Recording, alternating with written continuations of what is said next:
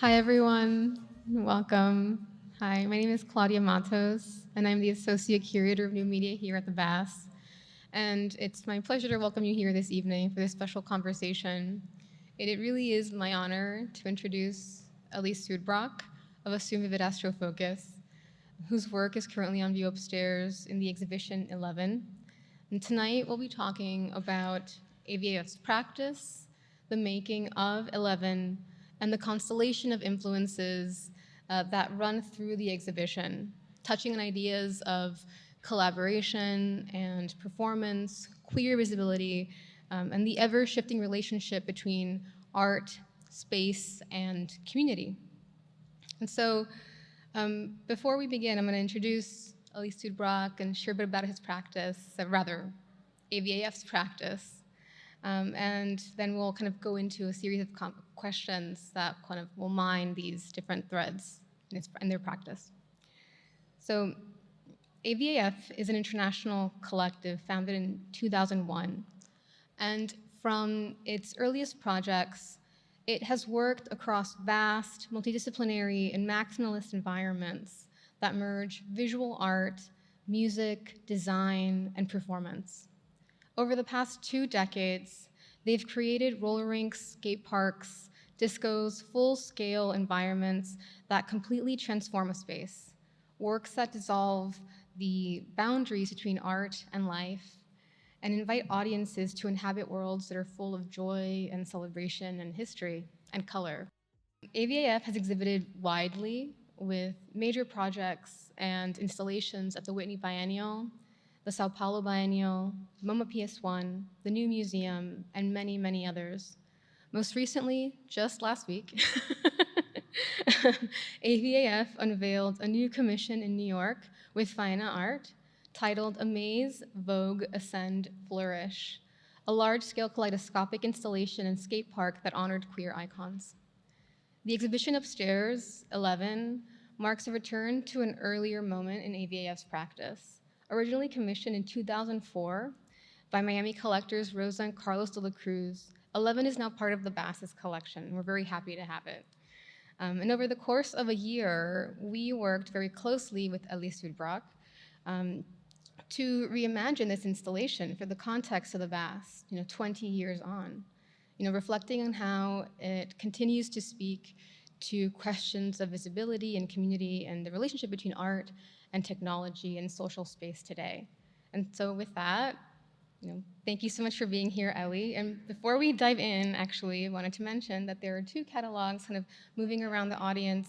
And so they kind of give an overview of some of AVAF's earlier projects and also the most recent project that happened in New York, the skate park.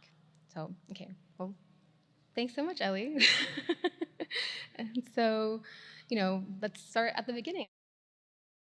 So AVAF was created in 2001. I moved to the States in 98, and I was studying in the beginning, and then I had a bunch of shitty jobs in New York City to pay my bills. And then at one point, around 2000, 2001, I had this thing that I had to go back to some creative practice. I was not into being an artist at first. I never thought I was going to be an artist. I didn't actually like the word artist. So, but I had worked before with a pseudonym in Brazil before moving here. And the very first thing, because at one point I had a job in New York, working a website, and I felt like, oh my God, it was so draining. It was so demanding, and I was paid badly. And I felt like, I need to go back to some creative practice. So, and the very first thing that actually I thought of, okay, I want to go back to creative practice, and I want to work with a pseudonym. That was the very first thing that I thought, even before, diving in any actual creative, practice. So, and I started thinking, okay, what the pseudonym would be, because I wanted to work, I already had this idea that I wanted to work with other people, and then, and that was something that I had realized when I was in Brazil, because I actually taught in São Paulo before I moved to the States. And while I was teaching, I realized that we're never alone, because I had this, I had 3 classes of 30 students each. Art, it was an art university. It was the very last year of this that they were in. And it was 4 hours classes. And then I realized that as much as I was influencing the students, they were also contaminating me, which is also the very beginning of this idea of contamination that we worked with a lot in the very beginning, right? So moved to New York, and then thinking about the pseudonym, okay, what's the pseudonym going to be? And I had this idea that I want something that would be like more a sentence, something hard to remember, something that would make people would have to make an effort to remember, but also something that would demand some action, So, and I was thinking, okay, what's it gonna be? And then I went to this secondhand shop, it's a thrift store that was near my house in the Lower East Side. And then I was looking through some clothes, and like this guy who worked at the store comes up to me and asked if my name was Astro. I said, Astro? And I was already thinking about the pseudonym. I said, okay, this is like a sign, okay, so Astro is gonna be part of this pseudonym. Many years later, I actually realized why that guy actually called me Astro. Like I was at this friends of mine fashion show, and I see this guy with a jacket saying Astro in the back, and I look at him, oh God, this guy kind of looks like me. And I asked this friend of mine, who's this guy? Oh, that's Astro. I said, oh, he's the Astro, Anyway, so I thought, okay, maybe this is what, Astro is gonna be part of it, so what's the pseudonym is gonna be? Because I wanted a name that would be a sentence, there would be like a call to action, and I had a reference in mind, which was Andy Warhol's Exploding Plastic Inevitable. It's like a funny sentence, and it's like an installation project that Warhol had as well, like people dancing, film projections, Velvet Underground playing, So that's somehow became like a symbol of what I would like to make, something that would be involving, sort of something that people would actually make people like activate the space, right? Even before creating anything, that was like the thing that I was dreaming about. And then Carl McCormick, who was Paper Magazine's editor, at that time, this is like summer of 2001, like July or June 2001, he had created this amazing show of record covers from his own collection at Exit Art, which was, and I had seen it, I loved it, and then I had loved the record covers, but I was also taken by the words on the record covers, either the band's names or like the titles of the albums. And I had this thing, okay, I'm gonna go back to that show and I'm gonna write down every single word that somehow appeals to me, and then to try to create a sentence, So I went back, I wrote down every single word that somehow had a connection, for me with this idea, but I didn't want to write down where they were coming from. I didn't want the aesthetics of the album cover to influence my decision on the word. I wanted to make a decision through the word itself. And I had this thing in mind that I want people to assume an action, and then make it happen, And then I went back there, wrote down all these words, and then assumed Viva Focus was born. Later, I realized, because as I didn't write down where they were coming from, I lost the origin of those words. But then a friend of mine, actually, in fact, our very first collaborator, Beck Stupak, she gave me a book on Throbbing Gristle. And there is a Throbbing Gristle album called Assume Power Focus, which was actually the originator of part of the Assume Power Focus name. That's an amazing story. And I think there's a really interesting context that I think you should maybe speak to about why you wanted to work within the context of a collective and also a pseudonym, and to not kind of center your identity in your art making. Everything that we make is based on the spectator's, sensorial experience. It's not about me or whoever's involved in the collective. It's about the viewer. The viewer is centerpiece in everything that we make. So that's the focus. So it doesn't matter who's part of it. Actually, what matters is the experience. Everything we make, the way we see it, is actually activated by the viewer. Even if it's just a painting, the painting doesn't exist without the viewer. So the viewer activates it. And this is like something that also relates to another very important element about our projects, which is we want to create energy. Before creating an object, we want to create energy. That's the focus of everything we make. And it's actually the viewer who creates this energy. We just somehow put the little seeds for that to happen there, So, and then also, there was a context, also an art context in that moment too. Because there were, this is like the late 90s, early 2000s. We had John Curran, we had Elizabeth Peyton, all these big name artists who actually were talking about their lovers, their lives. And then there was something else brewing there, but there were other collectives, sort of like people working together, even before 9/11 happened. Because that's also like, it's good to remember this is also 9/11, just happened right after all this. So we had Force Field, we had Paper Red, we had Dear Raindrop, we had Fisher Spooner, all these people who were working together, who were not really concentrated on their own, lives or significance, like whatever, like their personal lives. So there was that context, which was actually a very interesting context, because we also, after 9/11 happened, there was some opening there, I don't know where that comes from, but like of galleries sort of like backing works like the ones that we were making at that point. Not necessarily focus on an object, but actually creating this energy with all these crazy installations that some artists were creating at that point. So, and immediately, assume Viva Astrofocus, which is like the question that everybody asked, was never like a fixed group of people, I've always worked somehow as a curator, curating friends of mine. It's always like friends of people that we had some emotional connection with, that we sort of like, that would change according to different projects that we were involved in.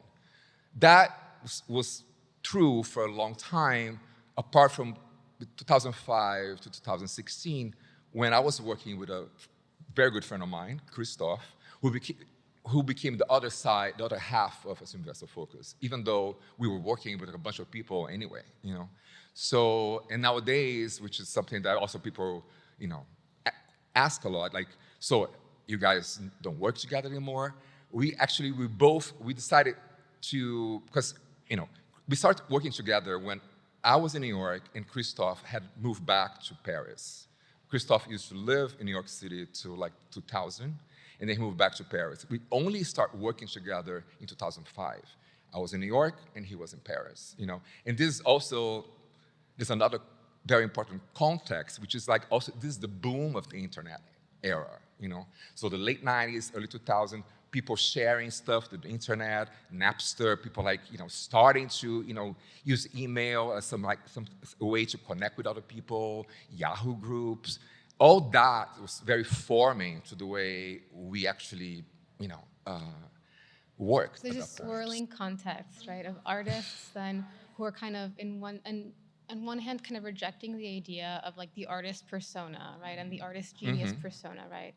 And rejecting that, creating collectives, but also, like you mentioned, the 9/11 context and this idea of, I guess, the kind of violence of that and the alienation of that, right, and wanting togetherness, right, and working through collectives then to create things together, and also spaces, right, that we're then embracing things like installation, also to bring us to these ideas of togetherness through, coming and yes, very much related in to that groups, context, right, of course. kind of experiencing things in groups. And so there's this very beautiful, I guess you could say, kind of idea of the collective, right? Yeah, also, the way we saw the collective is not only us, it's actually the public's part of the collective too. So we had many strategies that somehow would actually fit into that, mindset. Like, for instance, like masks. Actually, Rosa's installation in 2004 was the very first installation we ever produced masks for, which was something that we actually started making afterwards. But then another context was actually very important related to this internet, boom era. Is actually, there was this DIY moment, that everybody could be an artist. Apple came back to life. They released those funny, beautiful, transparent, colorful computers, more accessible price-wise. Everybody started having scanners, printers, We sort of don't think about this, but that was the context. That became more, spread, so anybody could produce whatever, at home. And that's actually the way we started too. Before we actually produce wallpapers, we actually print images on decal pages that I would buy at the paper store, and then start making wallpaper with those cutouts from these images that we printed at home, or produce T-shirts at home. So there's a lot of DIY thing going on that were enabled by this boom of the internet. And also this again, it was a very utopian moment of the internet, that we thought we would be connected to the whole world. It would be sharing everything that we make with everybody, and we'd have access through things like Napster to every single music, and we could actually download this music. And then there was a lot of questioning of copyright and authorship at that moment too. So there was this sort of the ego sort of dissolving, Didn't last long, but so that was the idea of it in the beginning. Yeah. And these ideas were all very central to the birth of 11 that we see upstairs. So maybe we can shift then to the creation of that work. Yeah. First created, of course, as a commission for Rosa and Carlos de la Cruz in 2004, on the eve of the 2004 edition of our Basel Miami Beach. Yeah. And now it's being shown publicly here, of course. But could you tell us a bit about how it came about originally, Sure. and how that relationship came to be? It's sort of everything kind of happened very fast. Because I think there was people were sort of eager for that kind of work in the beginning of the 2000s. And also, I think 9/11 was actually very determined for that, because people actually wanted something to bring people up again, right?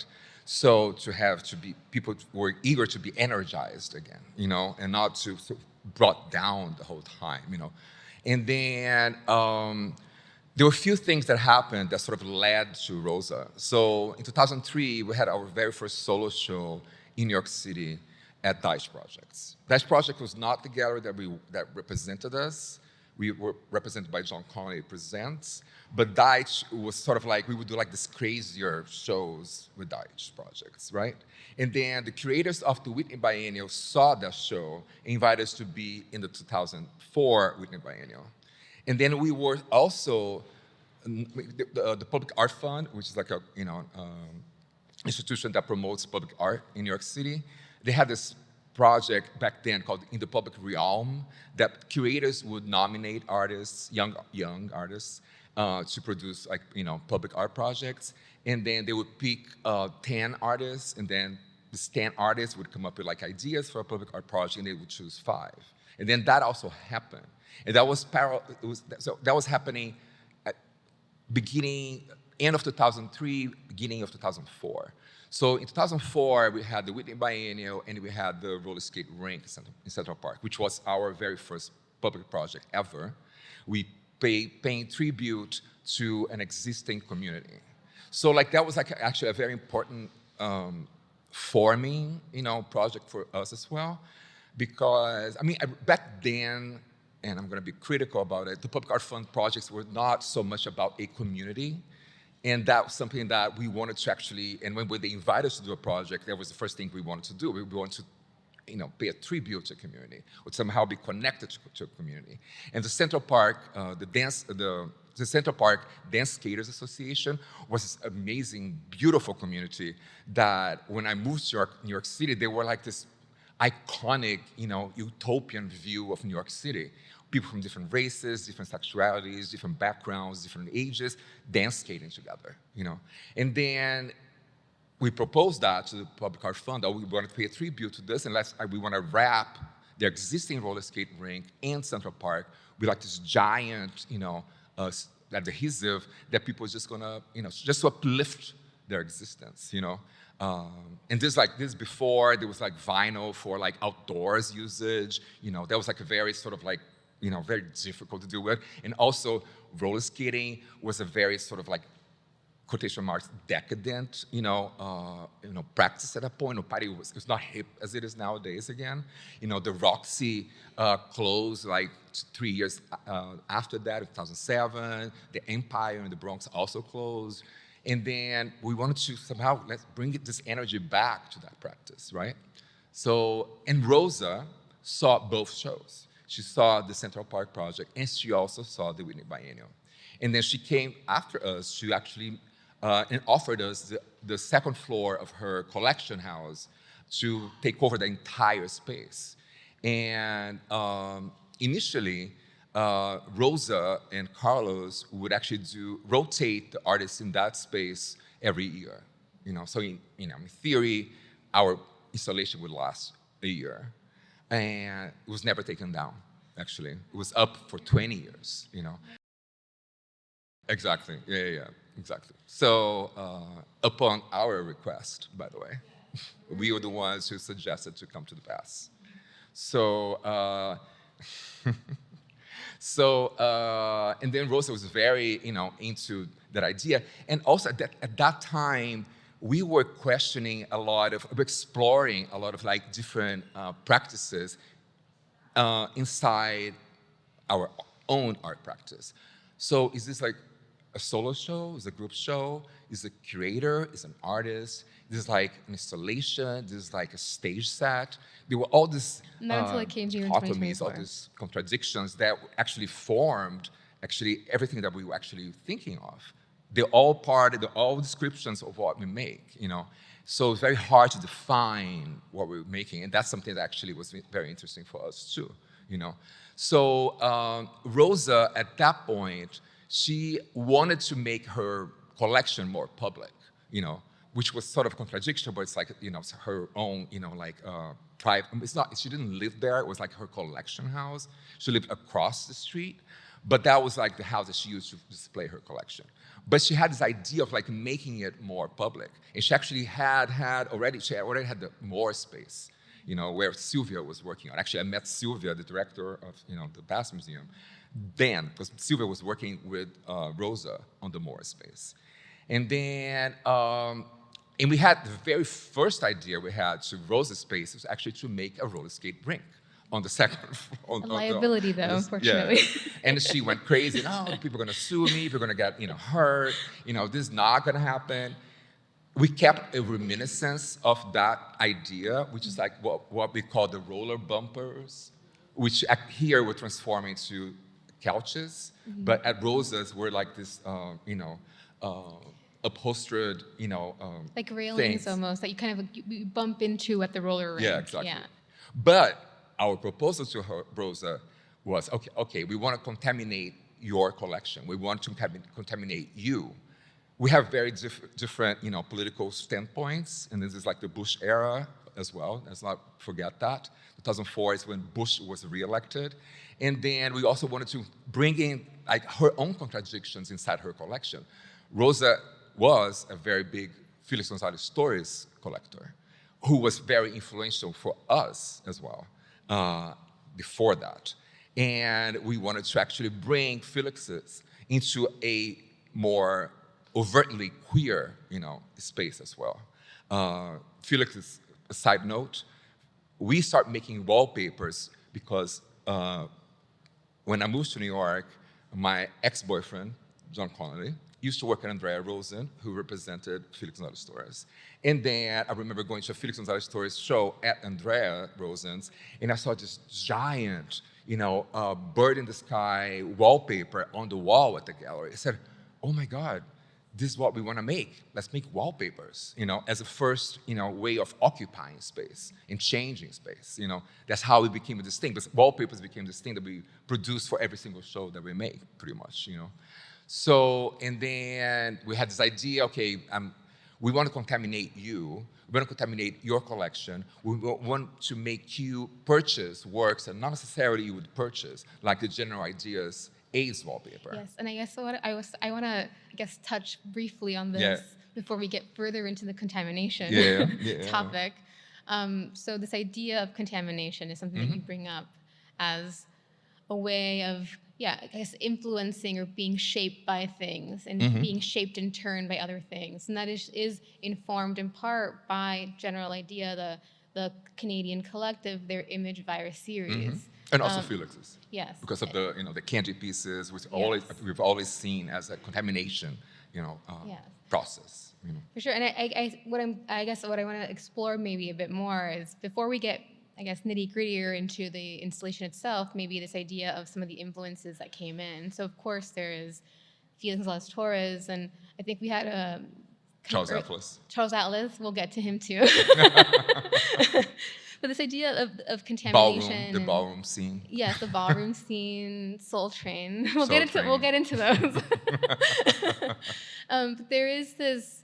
You mentioned a little earlier with Felix Gonzalez-Torres this idea of the audience completing the work, and that there's this really beautiful quote that I learned from you actually. Felix Gonzalez-Torres said that my work is nothing without the viewer, that my work is basically finished with it, with the viewer's presence.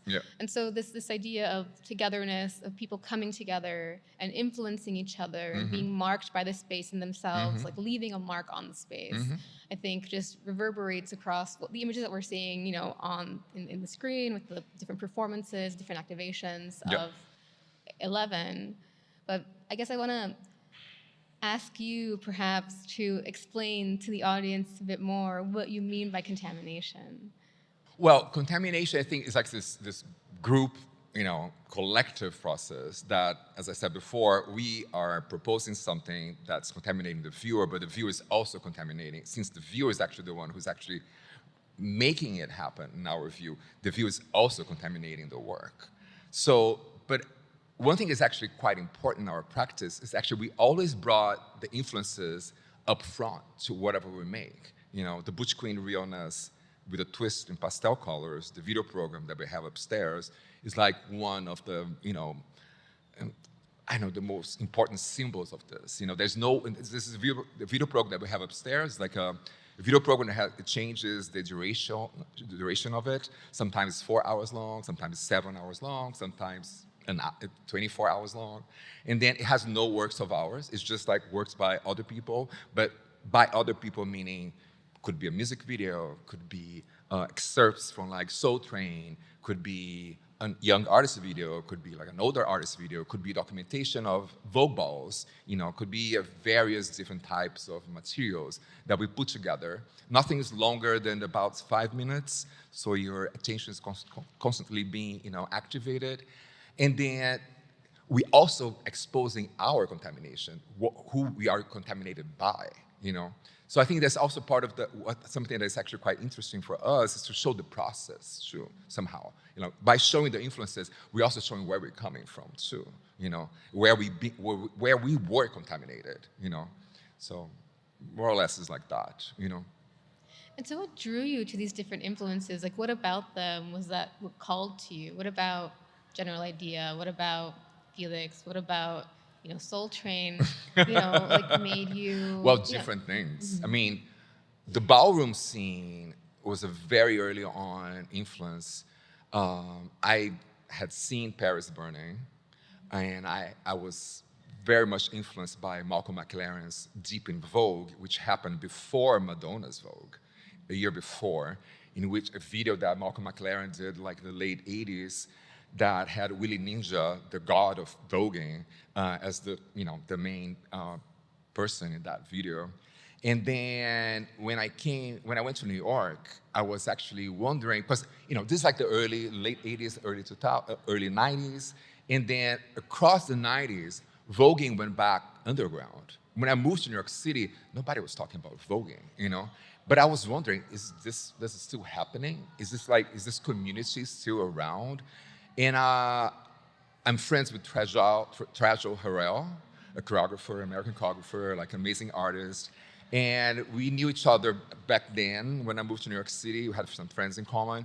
And he was also very interested in that subject. So we went after a ballroom scene, which we ended up finding, and it was happening at this amazing place on 3rd Avenue between 123rd and 124th Street, would start at 2 o'clock in the morning with a walk up. There's like no signs, nothing, advertised about it.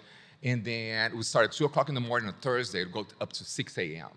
And the energy created, Vogue balls are always for us about energy. It's like this constant energetic environment. You're just producing energy the whole time. And it's an energy that's like up the whole time. So that energy creation was something that was so influential for us, that we just wanted to, that's the core of what we want to make. And that's the video program upstairs, apart from being named after a bunch of like different Vogue ball categories, put together, butch queen, realness, and it's also punctuated by Vogue, documentation of Vogue balls in New York City back then. So they all influence us in different ways, because Felix's general ideas, there was also a queerness aspect to those works. Because like me personally, I had been a lot influenced by Grand Fury, Act Up, General Idea, Felix and Other Stories, artists, group of people that were actually producing work that was actually very political and very about the 80s and early 90s, crisis that we were living on. And then, so early on, there was also a very important aspect of our work, politics. Somehow they're always imbued in everything that we make. Everything's colorful, energized, and super but that's a tool for us. It's a tool for engagement. We've always used color as a way to embrace the viewer, contaminate the viewer, energize the viewer. We also believe that color is a way of unifying people, bring people together. So and even though it's a queer space, it's not just for queer people. So that's the idea of it. It's like bringing joy, radical joy, to what we make, and to offering that to the viewer too. I think there is a lot of power in what you're saying right now, and this idea of the strategy of like joy and celebration and like the party and community, we use that a lot right? too. As a way of creating works that speak very pointedly to very important histories, right, of queerness, visibility, that are often, and I think it's also a very different tenor, right? So you talk about General Idea. I mean, their work was, I think, reflective of a much more somber era, of course, the AIDS crisis of the late 80s. But something about the queer community that we always overturn what's against us in our favor. Being like can be like like the words gay, queer, all these words were pejorative words at first, and then we just assume those words and they become empowering words. So a lot of what we make is also about that, empowering the viewer, So, and use these queer strategies to actually engage everybody, not just only queer people, So, and it's about the celebration. The celebration actually is where the energy starts, So we've done, also I think historically, if you think about it, the disco space in the early 70s was also this very early on moment in which queer people could be together, dance to each other. Till like the late 60s, two people of the same sex could not dance to each other. They had to have another person from the other sex for them to dance. So like in the early 70s, that fell through, thank God. And then it was also the birth of like disco. So like the disco was like this very early on safe space, empowering space for the queer community too, And also very, a community that's mostly Black and Latino as well, so. We talk about these contexts of these different eras, 70s, this kind of late 80s, early 90s era, and then, your work being reflective of this like early 2000s ethos. And so I think maybe now we come to Charles Atlas really briefly. Because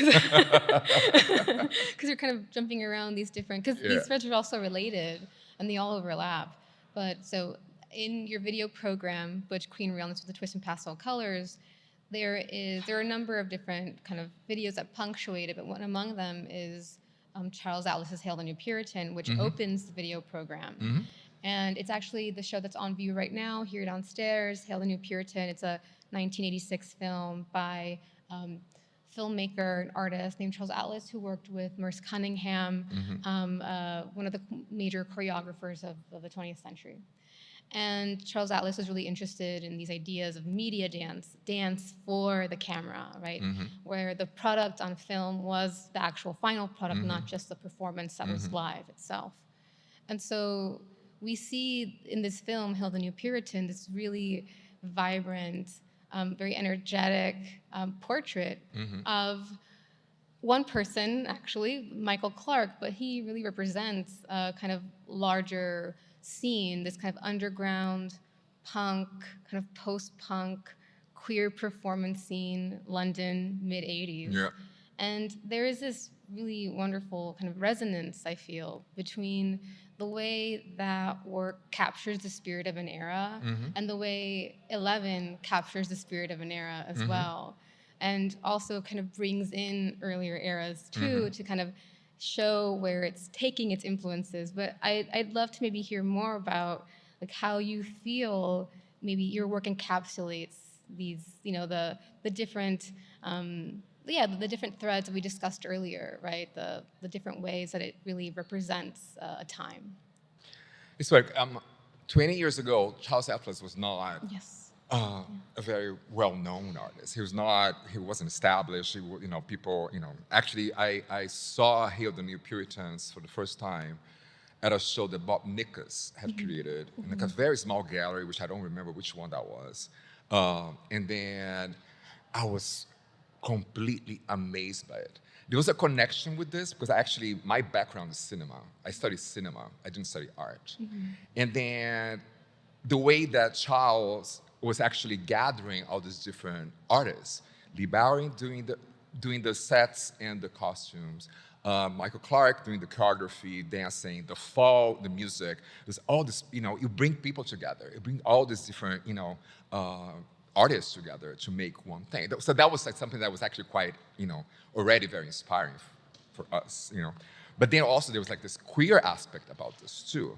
It's a celebration of that moment. It's sort of like, this is like London in the 80s too. Margaret Thatcher was in power, so like, and they had like the celebration of that underground culture, which you can immediately get in this film. And I was actually very much taken by the moments in which, it's like an hour and a half movie. Thereabouts, yeah. But we were very much taken about these moments in which Michael Clarke is performing with Lee Bowery's, clothing and the set design, and also the Falls music, And it was like this thing, this energy created there that was actually quite unique and quite powerful and revolutionary and queer, that we kind of like, matched what we were looking for, which was actually one of the very the most important. The video program is actually punctuated by a few things. One of them, the Vogue Balls documentation, and then Soul Train Line. There's something else I'm forgetting now, and Charles Atlas movies. Vogue Balls. Soul Train. Yeah, I think that's the fourth one. No, I don't know. Anyway. Yeah, but that was like it was like, and then there was something else about that too, which has also always been very important. It's actually looking at people who are under-recognized, and bringing them, to spotlight, And we actually sort of like looked a lot at that.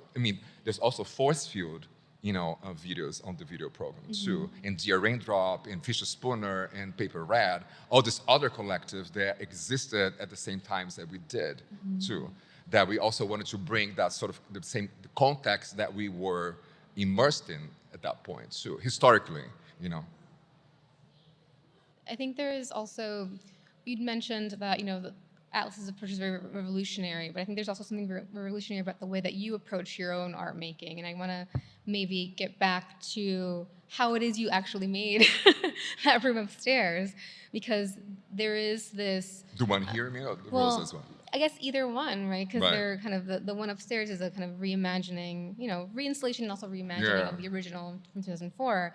But in the creation of the graphics and the different textures and the wallpapers, the different design forms, you were really kind of using tools like you mentioned SketchUp, Photoshop, this kind of nascent era of like kind of personal computing and the kind of birth of the kind of getting a bit nerdy, like the prosumer, the birth of the prosumer. It's this kind of like the birth of social media, the birth of this person who can both consume content but also make it through the tools online and through their computers. And so you were really taking to this in full embrace of that ethos, because you were not only just using these tools, but you were embracing the full potential of a digital file. Like you were looking at a digital file and saying, this can be anything. And there are works in that gallery that are, large scale decals or adhesives that can themselves be anything, because they could be a dress or a curtain or a napkin or whatever it is you want it to be. And the baths, now that we like have it in the collection, we can choose what that could be in future applications of this, installations of this work. So I'd love to hear more about how you were approaching your art making as a physical practice, right? That you approach through the interface of your computer. Everything that we make, the same way as we deal with, the collaborators, nothing's fixed. Everything's fluid. Everything changes all the time, And the collective members, the work itself, everything is fluid, which is also another, queer aspect about what we make. So, and the decals that you mentioned are just, digital files that we would give away or like sell these digital files. And whoever has this file can do whatever they want with the file. And then, so there's some works upstairs that are what we call decals. And then the collector or whoever has it can actually do whatever they want. It can be like, a skirt, can be like a wallpaper, it can be, the person can decide, the size of it, can print like 100 of them, or can have one of them, can print on foam, can print on wood, can do whatever they want, can be like hologram in the future or whatever, so it's not fixed to whatever, even to the technology that we have nowadays. Maybe in the future it can be something else that we don't even envision, So the fluidity of this was actually very important. And then when the work was donated to the 𝙭, this is a different context. This is 20 years later. This is also a different space. Space has always determined the way our work actually, comes to life. So we wanted to make something brand new with it. We would never make, there's not a single thing that we've made in the past that actually becomes exactly the same thing. Everything is always remixed, So we want to make a new, 11 for the 𝙭. And actually, you guys already had this group of works, the rugs, they're on the floor here, from another show that we had at MCA in Santa Barbara in 2016. And we want to mix those rugs with Rose's installation too. And the rugs have a very explicit, queerness about most of those images. So we wanted to enhance the queerness of that installation as well, which was in Rosa's, original, installation, but then we wanted to bring it even like stronger. And then the only new work that we actually have upstairs is the mural. The mural, which is like a mural that we made as a tribute to the local drag queen scene, which has been, threatened the past few years, and as it's threatened right now. And we wanted to pay a tribute to the local South Beach drag queen scene. So we have Tiffany Fantasia, Akasha O'Hara, both are going to perform here tonight. And we have TP Lords, we have Ebony Excel, we have... I have the list. Huh? I have the you list. You have the list. Ebony Excel, TP Lords, Kitty Meow. Adora, Daisy Dead Petals. Fantasia. Fantasia Royale Gaga, Kitty Meow. Yeah. And I think that was everyone. Oh, yeah. Daisy Dead Petals, yes. Yeah, that's everyone. Yeah, that's everyone.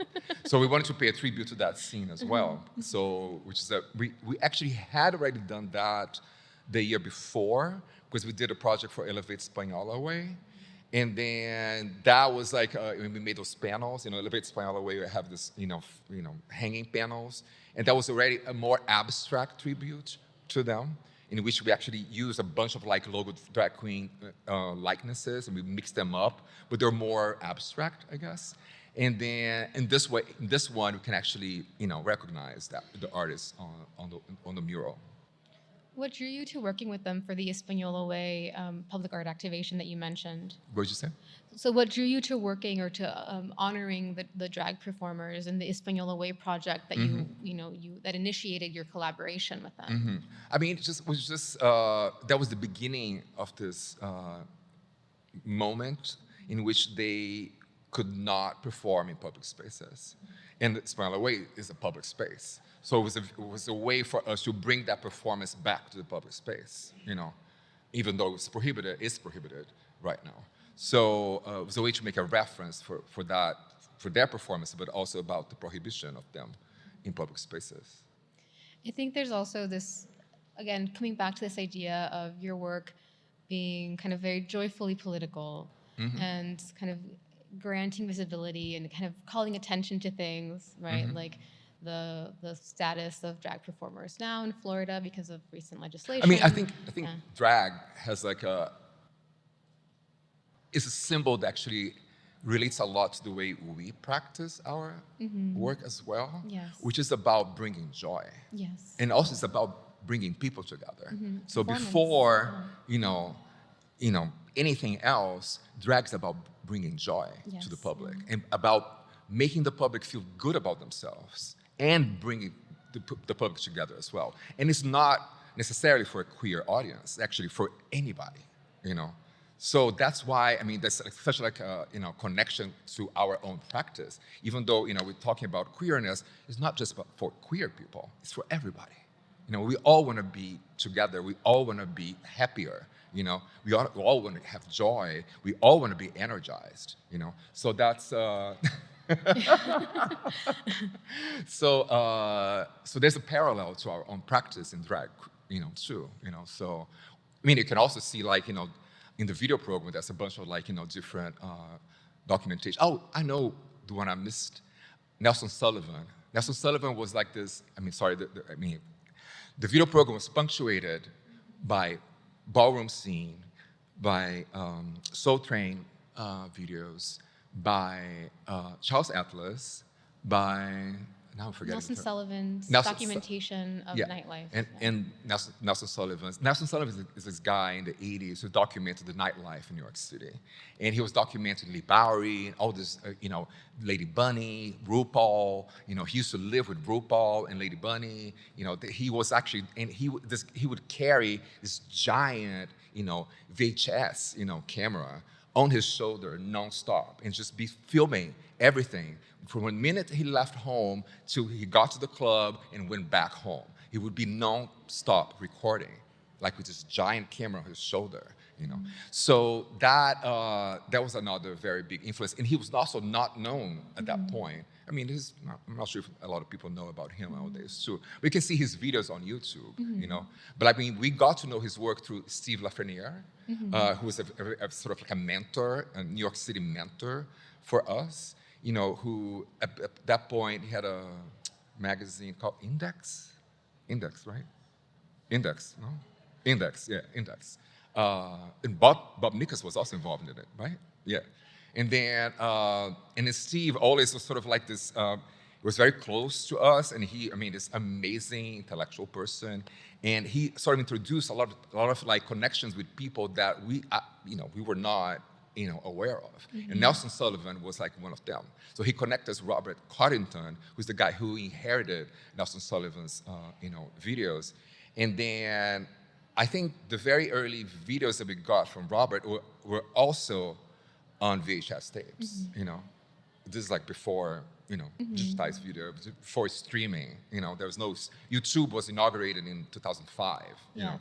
Well, this is a good segue, actually. Yeah, it is. This is a good segue into, I guess, coming back to this idea of the kind of technological context of the era, and this spirit of connectivity and these digital tools and getting online.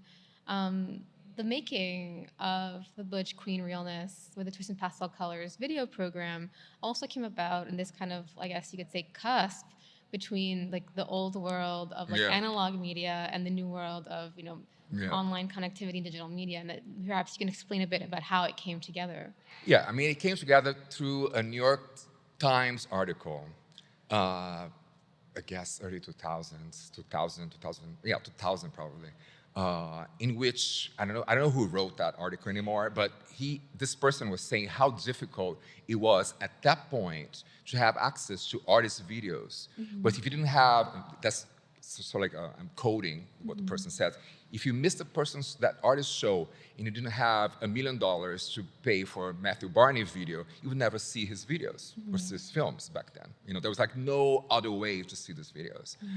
This article also mysteriously mentioned a website that listed artist videos, you know, and it had I think it had either the guy's name or like whoever made that website, or like the URL, the link. I don't remember how, but I went after that website, and I go to the website.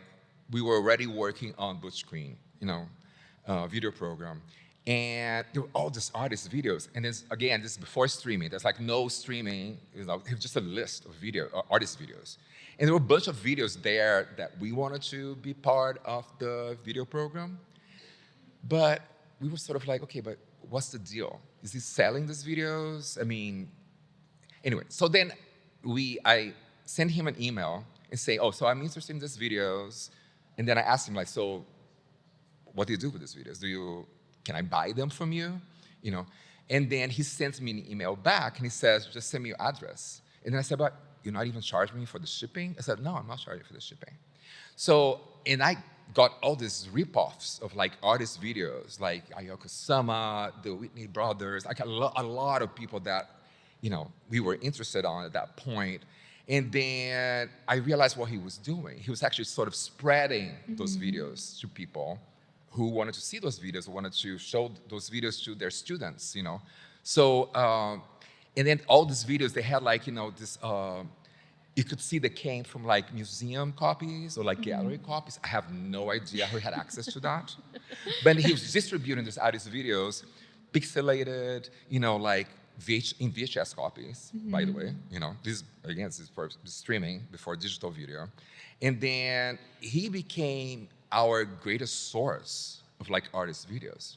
And then we start using these artist videos, rip-off copies in our video program too, which is something that is also very important to talk about. The 𝙫𝙨𝙪𝙀 video program upstairs is actually, we actually maintain the original files that we use in the original version of it, but now shown super big, extremely pixelated, out of focus, not AI, not sharp, like sort of questioning this anxiety that we have for sharpness the whole time, and high quality, so this was like this is a very important aspect of the video program. And then, and as I said, the video program also changes, it's fluid too, like we've made different versions of it. But that was the very beginning of it. I mean, there was a few things that were actually happening, because there was, for instance, 𝙬𝙬𝙀 had never been released officially on video, right? And neither had like 𝙬𝙨𝙪𝙀's videos or Grace Jones' videos at that point, And then we start going on Yahoo groups and looking for fan base, groups that, of either 𝙬𝙬𝙀 or Grace Jones or like 𝙬𝙬𝙀. And then we would send out a message to the group and say like, has anybody recorded 𝙬𝙬𝙀 from the TV, And then people would reply. The same thing with the ballroom scene. People, reply, and then we would offer to purchase those VHS tapes from them. And then that's how we actually got access to the 𝙬𝙬𝙀 videos, for instance, So there were all these different strategies that we're using that were based on very early on tools that the internet era was providing us, Yeah. It was kind of like a proto-social media artwork, kind of like a crowdsourced artwork before that was even a thing. For sure. And I guess we're kind of nearing the end. Before we go to questions, I just wanted to maybe speak a bit to the kind of, I guess you could say, like revival of 11 in a kind of different way. There are some images circulating behind us of the initial installation in 2004 and the opening evening of it and the performances that took place. And you always envisioned it as a performance space, but it it was only activated that one night. Yeah, the And opening so night. now that it's at the Bass, a big and important part of its Definitely. presentation are performances. And so I wanted to ask, how it feels now to It feels be, amazing. yes, to have But it that was like realized. Yeah. the uttermost intention with that space was actually to be activated by performance. A lot of the elements in that installation are on wheels, so they can be moved around, for different performances that would be happening, in that space. I mean, for instance, like where you're looking at right now, those triangle, Donald Judd-like, sculptures, which are actually called Disco Judd, actually came from like a show that we saw at 𝙤𝙨𝙨𝙪𝙢. There was like a minimal art show at 𝙤𝙨 that year, and that I loved, which is the opposite of what we make. We're maximalists, but I love minimal art too. But I was looking at those Donald Judd sculptures, said, oh, they could be functional. They could have more color. Then they could be like a nice stage set for something. That's how we actually came up with that idea of those triangles, the Disco Judd stage sets. And then the idea at Rosa was actually to be continuously be activated by performances, which Rosa never, followed through, unfortunately. But so it only happened at the opening night, where you can actually see on the image right now, Tragil Hurrell performing. This is a performance that we actually choreographed together, based on also Vogue balls, the ballroom scene as well. And then, but that was the only night it was actually activated. So here, finally, we're actually seeing it being activated by performances again. And more, constantly too, than the original one. Mm-hmm. Yeah. And I think what you mentioned before, the space is functional, right? Mm-hmm. It has Yeah. these set elements that you mentioned that move a stage. It even has like a changing screen that in theory people could use to change. Yeah. And so it is Masks. it masks. It's meant to be used. Mm-hmm. And I think there is something. I think that kind of comes back to the very beginning of the conversation here about creating a space for community that can be used by community. Yeah. And that kind of is a service to others, and Definitely. it is in service to others. Yeah, definitely. It would be great if it was like an open call sort of like, space that people, whoever, wants to use it, use it. We've done that in the past, but I know for museums it's always a bit more complicated to that. It's a good idea. So, we can explore different, possibilities into the future, but thank you so much, Eli. Thank It's you. such a pleasure speaking with you. Thank you for your generosity tonight with all Thank your you. answers. And I wanted to turn it over to the audience and ask if there are any questions, perhaps, from anyone. We do have a mic in the center of the room for any You guys are questions. going to have to go to stage. There's a mic right here behind the projector, please. Yeah, you have to stand Thank you. up. Can you believe that? It's been so fun, first of all, to go down memory lane with you. And I'm someone who was at the opening night at Rosa, so was Amanda. But anyway, that's not what my question is about. I'm curious because I've been seeing a lot of your recent work, which is really incredible, gorgeous, but more formal painting. And I'm just curious to hear more about that as a fellow chaotic artist who's also reeling it in a little bit. Yeah. They're not so formal. But anyway. They're like curvy, wild, Exactly. magical. On but, cardboard. They have like all this three-dimensional, details to them and textures.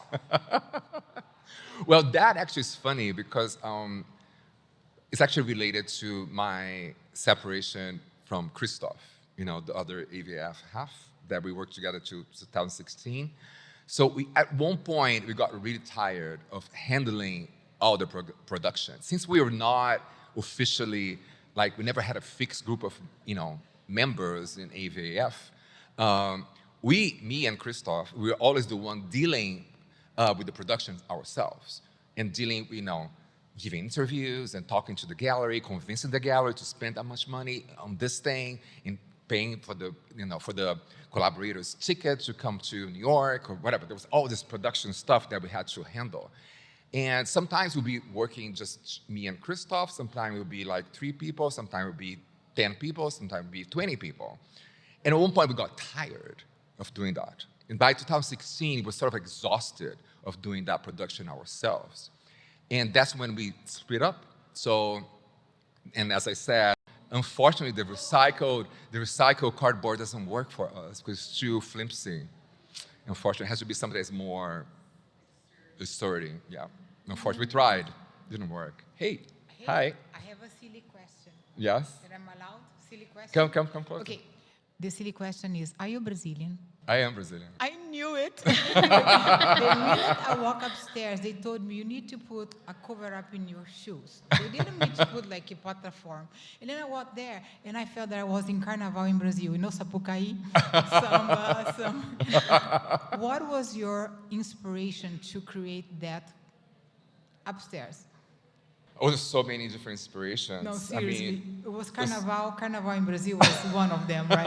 Just tell me. well, that's my personal influence because, I mean, the other collaborators, we actually barely had any, I don't think we had actually any other Brazilians that were working together. And we were working together with other people. I mean, of course, I mean, it's my own influence, you know, as well. But I always, you know, that was like whenever I talk about influence, you know, that I'm talking about something that actually determined me personally. I'm talking about what came to your heart and to your mind to create such a beautiful stage. The minute I walked there, I said, I feel like I'm Carnival in Brazil. So, That's, of course, it's part of it too. Yes. It's not the only thing. I feel like I'm in Brazil right now. Sapucaí, Carnival. I love that. No, but the thing is funny because I always, whenever people ask me, you know, about carnival or like, you know, a lot of people like also relate the work to psychedelic art, which I always say is not psychedelic art, you know, because if I had to think about a moment in time and a place that was like a big influence for me personally, it would be New York in the late 70s and early 80s. Thank you so much, everyone.